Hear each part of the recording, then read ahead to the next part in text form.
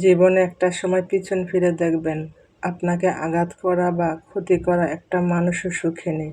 এটা অভিশাপ নয়, নিয়তির বিচার। অবস্থান পরিবর্তন করা সহজ, কিন্তু স্বভাব পরিবর্তন করা খুব কঠিন। কিছু মানুষ ওপরে উঠলেও তাদের নিচু মন মানসিকতা রয়েই যায়। আসসালামু আলাইকুম এভরিওয়ান, কেমন আছেন আপনারা সবাই? দূরে এবং কাছে, দেশ এবং দেশের বাইরে যে যেখান থেকে আমার ভিডিওটি দেখছেন, আশা রাখছি সবাই ভালো আছেন। আলহামদুলিল্লাহ, আমরা বেশ ভালো আছি। প্রতিবারের মতো আজও নতুন একটা ভিডিও নিয়ে আপনাদের মাঝে হাজির হলাম। আশা করছি আমার আজকের ভিডিওটা আপনাদের কাছে ভালো লাগবে। আমার ভিডিওটি যদি ভালো লাগে, আশা করি আমার সম্পূর্ণ ভিডিও জুড়ে আপনারা আমার পাশে থাকবেন। এই তো বেশ কয়েকদিন ব্যস্ততা কাটিয়ে আপনাদের মাঝে আবার চলে আসলাম। আর দিন যত যাচ্ছে ব্যস্ততা তত বেড়েই চলেছে। মাস কখন চলে যায় টেরই পাই না, সপ্তাহ কখন চলে যায় টেরই পাই না। আর ব্যস্ততার কারণে এখন প্রতিদিন ভিডিও দিতে পারি না। সপ্তাহে একদিন ভিডিও দিতে গেলে তাও কষ্ট হয়ে যায়। দুই ছেলেকে মাদ্রাসায় দিয়ে আসতে হয়, আবার নিয়ে আসতে হয়, তাদেরকে 3 বেলা খাবার দিতে হয়। এগুলা করতে করতে, সংসারে কাজকর্ম করতে করতে সারাটা দিন চলে যায়। কখন যে সময় চলে যায় টেরই পাই না। সাথে আবার মেয়ে আছে, মেয়ে কলেজে যায়, কোচিংয়ে যায়। ছেলে মেয়ে সংসারের কাজকর্ম করতে করতে সারাটা দিন পার হয়ে যায়। এগুলা করতে করতে কখন যে সময় চলে যায় টেরই পাই না। তারপর আপনাদের মাঝে আসার চেষ্টা করি।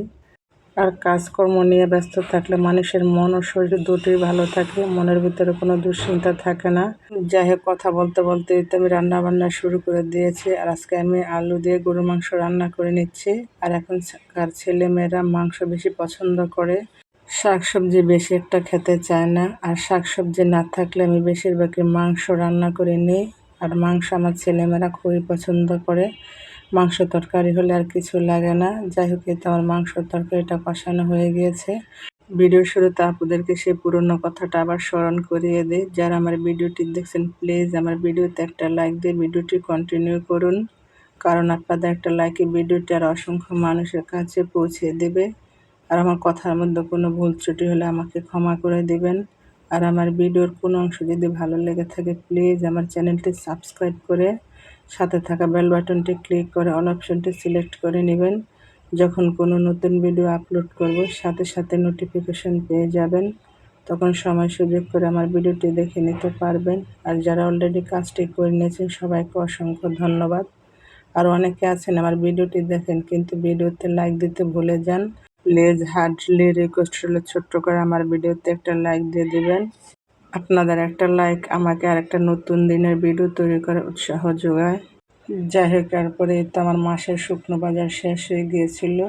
পুরো মাসের জন্য আমি শুকনো বাজার করে নিয়ে এসেছি। আর এই তো এদিকে সবগুলো বাজার আমার ছোট ছেলে মাশাআল্লাহ সুন্দর করে সাজিয়ে গুছিয়ে নিয়েছে।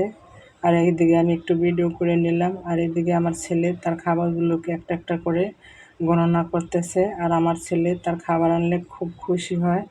বিশেষ করে আমার ছেলের জন্য কেক এনেছি। প্রতিদিন মাদ্রাসায় যাওয়ার সময় সকালে নাস্তা খাইয়ে তাকে টিফিন দিয়ে দিতে হয়। টিফিন দেওয়ার পর আবার দোকান থেকে টিফিন নিতে চায়, আর আমি টিফিন দিতে ভুলে গেল। মাশাআল্লাহ, আমার ছেলে আমাকে বলে, আম্মা আমাকে টিফিন দিয়ে দাও, আমি টিফিনের সময় কি খাবো। আর আমার ছোট ছেলে মাশাআল্লাহ নিজের যা লাগবে চেয়ে নেবে, কিন্তু আমার বড় ছেলে কোনো কিছু চেয়ে নেবে না। তাকে না দিলেও কোনো কিছু বলবে না, দিলেও কোনো কিছু বলবে না।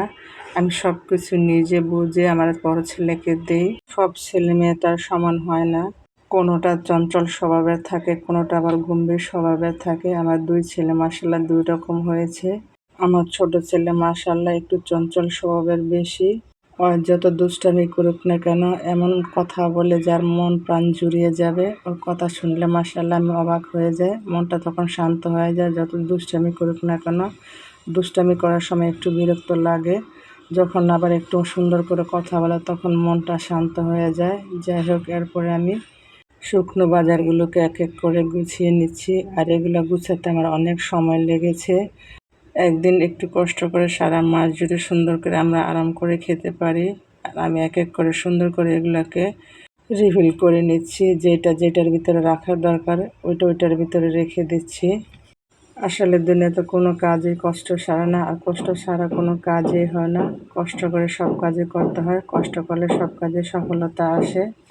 আর একটা সময় আমার ভিতরে এত অলসতা ছিল, কোনো কাজকর্ম করতে একদমই ভালো লাগতো না, কোনো কাজকর্ম করতে একদমই ভালো লাগতো না। আর এখন যত সময় যাচ্ছে ততই আমি নিজেই অবাক হয়ে যাচ্ছি। মাশাআল্লাহ, আমি এখন অনেক কিছু করতে পারি, আর আমি অনেক কিছু এখন মানিয়ে নিয়েছি। আমি সব কিছু এখন সহ্য করতে পারি। আর আল্লাহর কাছে আমি সবসময় ধৈর্য চাই। আল্লাহ, তুমি আমার এত ধৈর্য দাও, সব কিছু যেন আমি মানিয়ে গুছিয়ে নিতে পারি।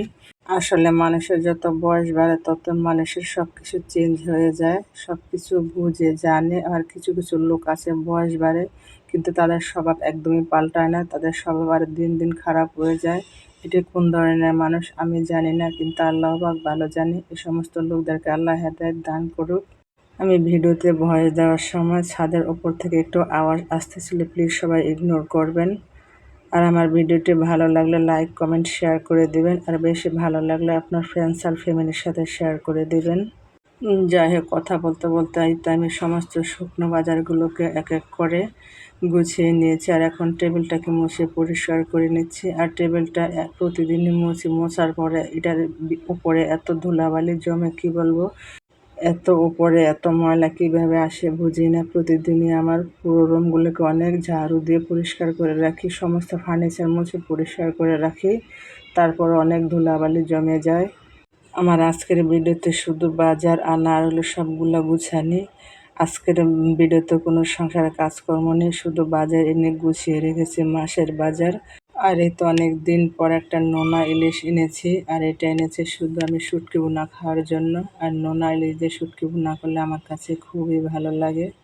এরপরে এই তো এদিকে কিছু মাছ এনেছি, আর মাছগুলোকে বাজার থেকে কাটিয়ে নিয়ে এসেছি। আর আমি মাছ একদমই কাটতে পারি না, এখন যতটুকু মাছ আনি না কেন আমি বাজার থেকে কাটিয়ে নিয়ে আসি। আর মাছ কাটতে আমার অনেক সময় লেগে যায়, সেজন্য আমি মাছ আর এখন আস্ত আনি না, বাজার থেকে কাটিয়ে নিয়ে আসি। আর কিছু সবজিও নিয়ে এসেছিলাম, সাথে আমও নিয়ে এসেছি। আর আমের সিজন প্রায় শেষের দিকে, সাথে কিছু আমরাও এনেছি। আর আমরাগুলো মাশাআল্লাহ খুব মিষ্টি হয়েছিল। যাই হোক, কথা বলতে বলতে আমি ভিডিওর শেষ পর্যায়ে চলে এসেছি। সামনের দিনগুলো যেন সবার খুব সুন্দর ও মঙ্গলময় হয়, সে দোয়া সব সময় থাকবে। সেই দোয়া এবং ভালোবাসা নিয়ে আজকের ভিডিওটি শেষ করে দেই। সে পর্যন্ত আল্লাহ তাআলা আপনাদের ভালো রাখুক, সুস্থ রাখুক। আমি আমার পরিবারের জন্য দোয়া করবেন, আমিও সবার জন্য দোয়া করি। আল্লাহ পাক যাতে সবাইকে ভালো রাখে, সুস্থ রাখে। আর যদি আমি ভালো থাকি আপনাদের মাঝে আবারও ফিরে আসব। আল্লাহ হাফেজ, আসসালামু আলাইকুম।